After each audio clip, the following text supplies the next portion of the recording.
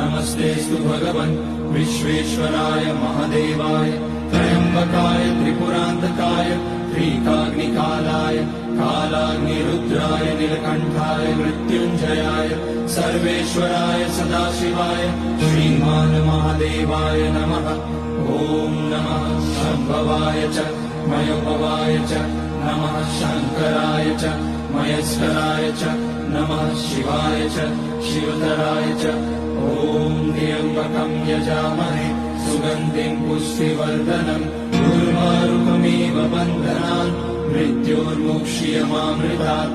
नागेन्द्रहाराय त्रिलोचनाय भस्माङ्गनाय महेश्वराय नित्याय शुद्धाय दिगम्बराय तस्मै नकाराय नमः शिवाय। मन्दाकिनी सलिलचन्दनचर्चिताय नन्दीश्वर प्रमथनाथ